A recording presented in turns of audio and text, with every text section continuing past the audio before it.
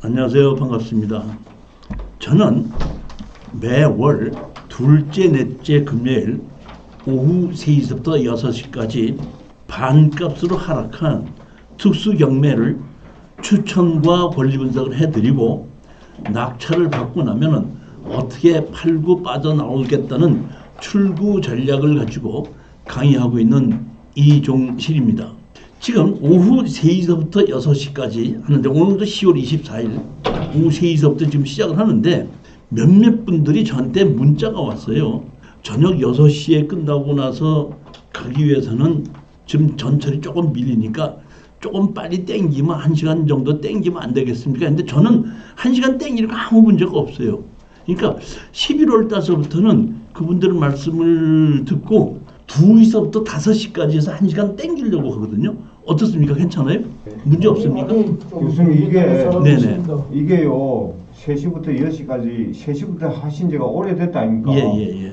그게 미리 나왔던 사람은 이미 그 스케줄 거기에 굳어 있습니다. 제 같은 그래? 경우 그래? 그럼 그대로 3시부터 6시까지? 나도 3시라 이미 굳어 있어요. 3시부터 6시까지 그대로 하는 걸로 하겠습니다. 예, 알겠습니다. 특수경매 입문을 하기 위해서는 먼저 반드시 지켜야 될 원칙이 좀 있습니다. 제일 첫 번째 제가 여기 감정가격을 믿지 않는다는데 감정가격을 믿지 않는 것이 아니라 감정가격을 확신하지 말라는 얘기입니다. 감정가격과 실거래 가격은 다를 수가 있거든요. 그러니까 내가 이 물건을 입찰을 들어가겠다고 했을 때는 반드시 실거래 가격 확인하시라는 뜻입니다. 저는 강의를 하는 사람이기 때문에 감정가 가격 가지고 그대로 강의를 하지만은 입찰에 들어가시는 분은 반드시 확인하시라는 겁니다. 두 번째, 돈이 되는 물건과 좋은 물건은 다릅니다. 제가 경험에 의하면은 좋은 물건은 돈이 되는 일이 아주 극히 드뭅니다. 따라서 여러분들은 내가 어디 입찰에 들어간다고 했을 때 좋은 물건이라는 걸 생각하지 마시고 평가를 이걸 내가 낙찰을 받았을 때 돈이 되겠는가 안 되겠는가만 판단하시고 쓰레기라도 돈이 된다면 입찰을 가야 된다 이 생각을 가지셔야 된다는 겁니다. 세 번째, 이렇게 쓰레기라도 돈이 된다는 것을 판단하려면은 낙찰을 받기 전에 내가 이걸 낙찰을 받았을 때 누구한테 얼마에 어떻게 팔을 수 있는가를 예측해보고 그것이 확실히 섰을 때 입찰에 들어가야 된다는 것입니다. 그 다음에 여러분은 낙찰이 목적이 아닙니다. 돈을 버는 것이 목적이기 때문에 절대로 입찰장에 가서 다른 사람의 눈치를 보거나 또는 유찰되거나 했을 때 또는 낙찰받지 못했을 때 후회하지 말아야 된다는 얘기입니다. 절대 일정 가격 이상은 절대로 쓰지 않는다는 것이 또 하나의 원칙이라는 겁니다. 다섯 번째는 항상 여러분들이 특수경매 입찰에서 참여를 해서 수익을 올리려고 할 때는 마음가짐이 버스를 놓치니까 리무진이 어디라 하는 마음으로 법원에서 폐차를 하더라도 웃으면서 나올 수 있는 그런 마음을 가져야지 경매로 수익을 올릴 수가 있습니다. 여러분이 제가 오늘도 한 10몇 개를 골라서 자세하게 설명을 드리는데 혹시 여러분이 입찰에 들어가셨다가 낙찰을 받지 못하고 하더라도 절대 억울하거나 후회하거나 이런 생각하지 마시고 다음번엔 조금이라도 더 높게 써야지 이런 생각 가지시면 절대 수익을 못 오르신다는 겁니다. 항상 마음이 버스를 놓치니까 리무진이 오더라 하는 생각을 가지고 입찰을 하셔야 됩니다. 자, 이번에 11월 8일 날 특수경매 이러한 경매를 입문을 하기 위해서 토지개발 강의를 제가 이 토지개발 완이다. 이게 토지개발에 관한 교재가 4권입니다. 완, 투, 도로, 농지 이렇게 있는데 이번에 이 완을 가지고 5시간 동안을 강의를 하게끔 됩니다. 제가 여러분에게 장담해서 말씀드리는 건데 제가 건축을 전공을 하고 건물을 짓는 것을 20년 이상을 하다가 경매계에 입문을 했고 제가 이 토지개발 강의를 20년을 넘어서 지금까지 해왔습니다. 이 강의를 제가 특강을 하려고 한 3개월 전부터 가장 핵심되는 내용만 준비를 해서 반드시 특수경매 알아야 되는 원칙만 제가 준비를 해서 특강을 준비를 한 겁니다. 절대 여러분들이 이 5시간 강의를 들어봤을 때 후회하지 않겠다고 하는 자신이 있습니다. 만약에 여러분께서 이날 오셔서 강의를 듣고 내 이 강의 당신한테 낸 3만 원 아깝다 돌려주십시오 하면 돌려드릴 자신이 있을 만큼 제가 확실하게 특수경매 입문을 위한 핵심만 제가 정리해서 강의 드린다는 걸 말씀드리겠습니다. 이 내용에 보면 이렇게 토지기업 원칙물이 있는데 여기서 가장 중요한 것이 뭐냐면 부동산이 가격이 올라간다는 얘기는 건물의 가격이 올라가는 것이 아니라 땅의 가격이 올라가는 거거든요. 그러니까 부동산 투자할 때는 건물보다는 땅을 정확하게 평가할 줄 알아야지 돈이 되는 물건을 고를 수 있다는 겁니다. 그 다음에 두 번째는 그 땅의 가치를 높여야 되는데 가치를 높이는 방법이 두 가지인데 하나는 도로를 내는 방법이고 또 하나는 분할을 하는 방법입니다. 어떤 땅이든지 제가 이날 와서 강의하는 걸 들으면 어떤 땅이든지 다 분할할 수 있고 그 맹지에 어떤 식을 통해서 도로를 만들 수 있는지를 정확하게 설명을 드리도록 하겠습니다. 또 하나는 내 땅 옆에 국유지가 있을 때 분할을 받을 수도 있고 점유허가를 받을 수 있는데 언제 어떤 때 분할을 받고 점유를 받을 수 있는지를 정확하게 설명을 드리겠습니다. 다시 한번 말씀드리지만은 11월 8일 날 오셔서 5시간 강의를 들으셨을 때 절대 후회하지 않는다는 걸 제가 자신나게 말씀드립니다. 오늘 여기 계신 분들도 지금 자리를 미리 예약해야 되니까 11월 8일 날 오시겠다 그러면 우리 김희주 이사한테 미리 얘기를 해 주시고 하시면 제가 자료와 교재를 다 준비하도록 하겠습니다. 자, 그 다음에 오늘도 특수경매를 제가 강의를 하는데 여러분들이 오늘 여기서 강의 듣는 것은 뭐냐면은 부동산 투자로 수익을 올리기 위한 거거든요. 그러니까 내가 경매를 통해서 부동산을 사는 이유는 팔기 위해서 사는 겁니다. 수익을 올리려면 팔아야 되니까. 부동산을 사는 목적이 왜 산다고요? 팔기 위해서 사는 겁니다. 따라서 가장 중요한 것은 사기 전에 내가 이것을 샀을 때 누구한테 얼마에 어떻게 팔 것이라는 것을 그거를 연구를 하고 거기에 의해서 내가 이걸 샀을 때 이 사람한테 이 가격에 이렇게 팔겠다고 결정을 해놓고 난 다음에 그 파는 가격을 알고 난 다음에 거기에 맞춰서 입찰에 들어가야 된다는 겁니다. 이것이 필수예요. 자, 그러면 오늘 제가 지분경매가 있는데 지분경매에 대해서 파는 방법을 먼저 말씀을 드릴게요. 오늘도 지분경매가 한 6, 7개가 있습니다. 이 특수경매에서 입문이 지분서부터 시작을 하는데 지분은 제일 먼저 파는 방법이 강제경매가 있고 임의경매가 있는데 강제경매인 경우에는 잔금을 내기 전에 취하를 시키려면 낙찰자에게 취하 동의서를 받아야 됩니다.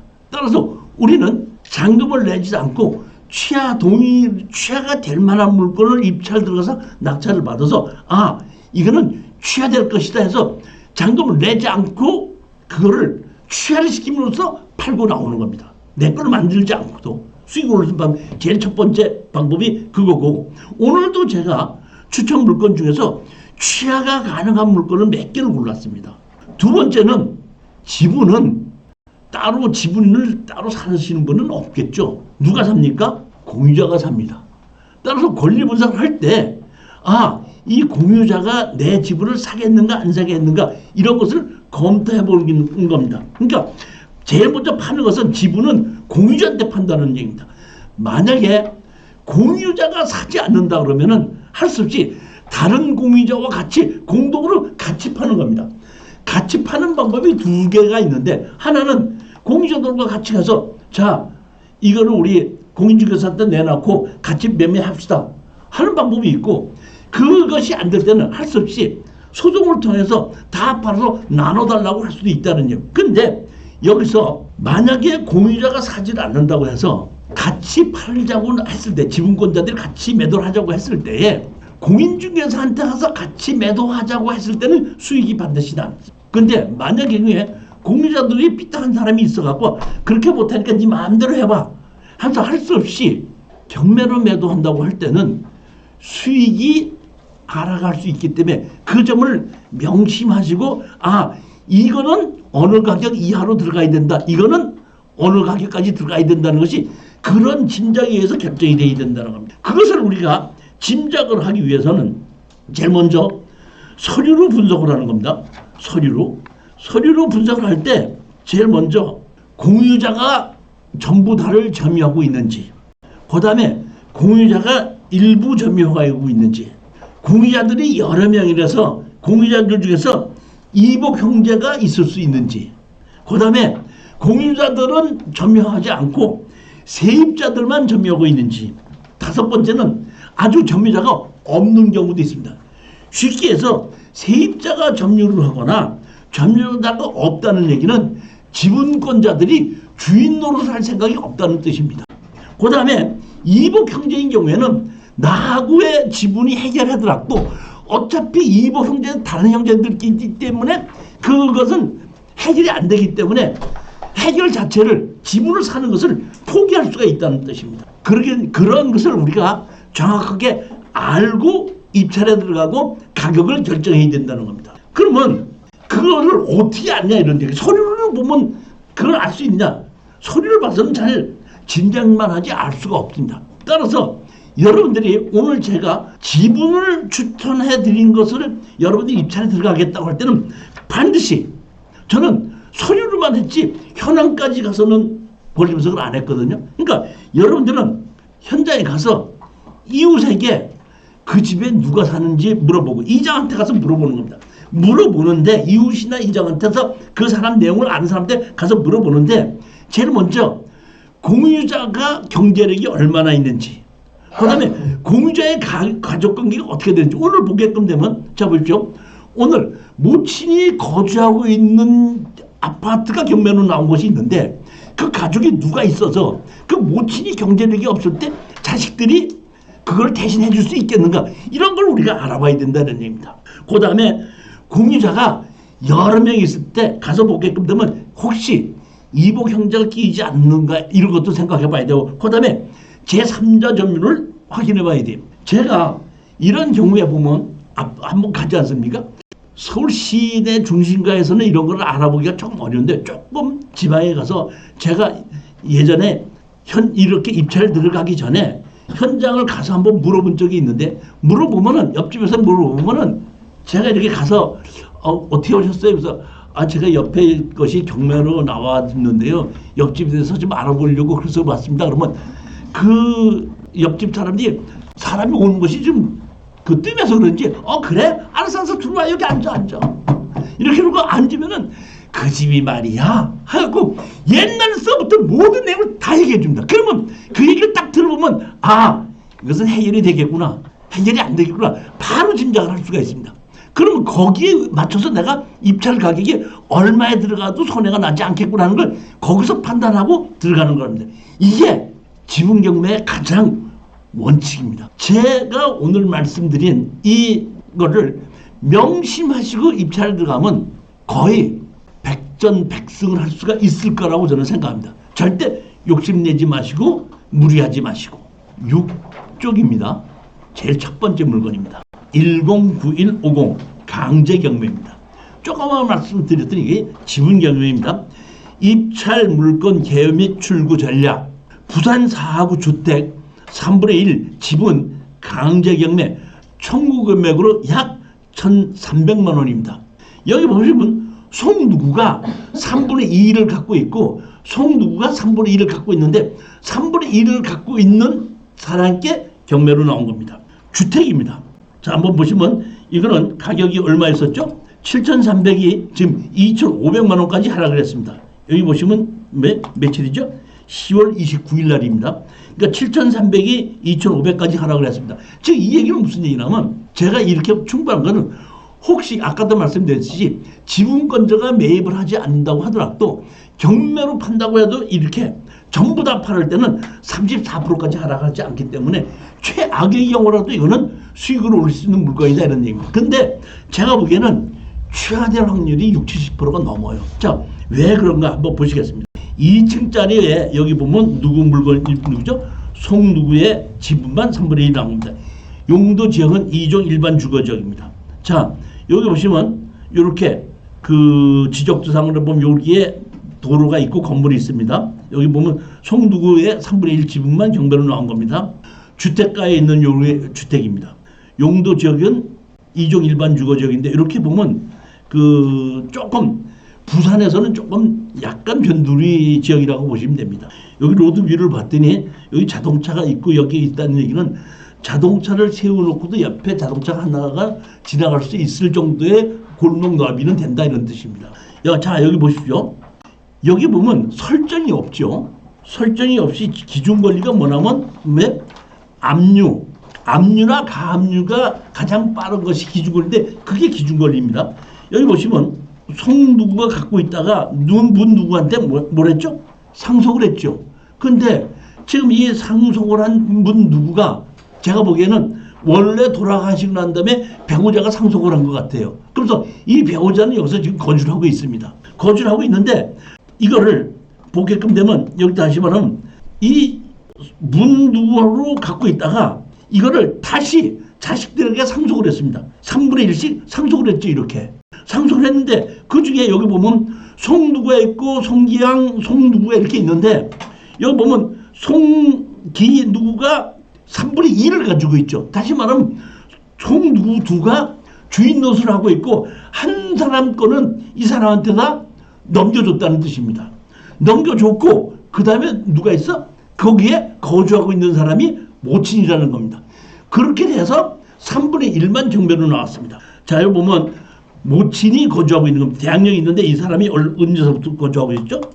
89년도서 아주 오래전서부터 다시 말하면 그 모친이 부부 있을 때부터 같이 쭉 거주하고 있다가 아버지가 돌아가시고 엄마가 상속을 받았고 엄마가 상속을 받은 걸 다시 자식들한테 상속을 하고 엄마는 그 대에서 거주하고 살고 있는 겁니다. 그런데 이것이 강제경매로 1,300만 원에 나왔다는 얘기입니다. 자, 그러면 우리는 이걸 낙찰 받았지 않습니까? 낙찰 받았으면 어떻게 해야 되죠? 우리는 법에 의해서 공유물 분할 소송을 내야 되죠. 그러면 우리 김 사장님 가셔서 다 팔아서 나누자고 소장을 냈습니다. 냈으면 여기에 있는 엄마는 누구네 집 가야 돼요? 큰아들 집에 가지.